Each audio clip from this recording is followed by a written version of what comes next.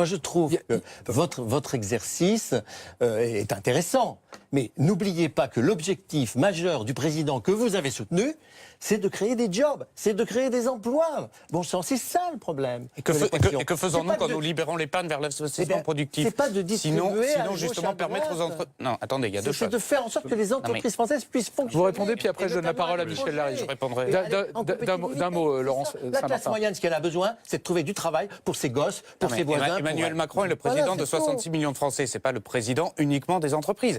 Il y a deux mesures. Je sais que vous êtes très porté là-dessus, mais il y a deux choses. Il y a le court terme. Que fait-on des Français et notamment des plus démunis? Ce sont en proportion ceux qui vont gagner le plus de pouvoir d'achat. Ça, c'est la priorité. Et nous avons un exercice de moyen terme qui est permettre aux Français d'investir dans notre économie pour qu'elle puisse embaucher. Vous avez raison, l'emploi reste l'objectif prioritaire, mais nous devons pour cela réformer en profondeur et ne pas faire de la mesurette, comme ça a pu être fait dans les quinquennats précédents, qui au final crée ce qu'on a pu voir dans les contrats aidés, c'est-à-dire de la subvention déguisée à des collectivités ou à d'autres organismes, et pas de l'exercice en profondeur. Il y a d'autres mesures, Michel Larry, notamment dans le plan de financement, le projet de loi de financement de la sécurité sociale. Je pense par exemple, on remet sur le tapis la question de l'universalité des allocations familiales. Ça aussi, à terme, ça pourrait être une mesure qui concerne directement les classes moyennes. Est-ce que vous y êtes favorable ou pas du tout? Non, absolument défavorable. Cette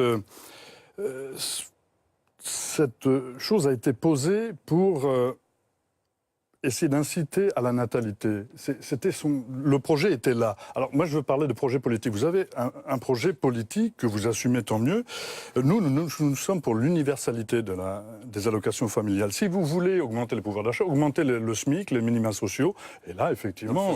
Pardon, je vous interromps, Michel Larry. Quand la ministre de la Santé, Agnès Buzyn, dit au fond, un couple qui gagne 8 000 euros par mois, à quoi sert-il de lui donner en allocation familiale 42 euros pour le premier enfant, 60 euros pour le deuxième? Il faut faire des économies. Ça, c'est un argument que vous n'entendez pas. Non, parce que justement, là, il y a un choix politique. Là, on est dans le choix de la direction de la France comme une entreprise, comme des DRH qui dirigent et qui vont chercher des morceaux d'économie. Nous pensons que la France est un peuple et on dirige un peuple. Alors, nous avons, nous, une option politique d'humanisme social. Et là-dedans, personne n'est mis de côté. Et l'universalité, c'est un des principaux mots que nous avons dans notre bouche. Donc, je reviens sur les suppressions d'emplois. Ce que vous n'avez pas annoncé, notamment les contrats aidés pour moi, ariégeois, 1000 contrats aidés supprimés en Ariège. Donc, vous avez passé les gens d'une situation précaire directement à une situation de chômage, sans processus de remplacement. Parce que nous voulons investir dans la formation. Alors, nous, petit département, c'est 1000. En France, je ne sais pas combien, j'ai pas les chiffres, mais c'est énorme. Vous comprenez que vous n'êtes pas dans une dynamique d'emploi, au contraire, vous êtes dans une dynamique de restriction surtout sur tous les budgets. Et là, moi, je suis dans la commission culture et éducation, j'ai très peur de ce qui va nous arriver. On vous entend tout.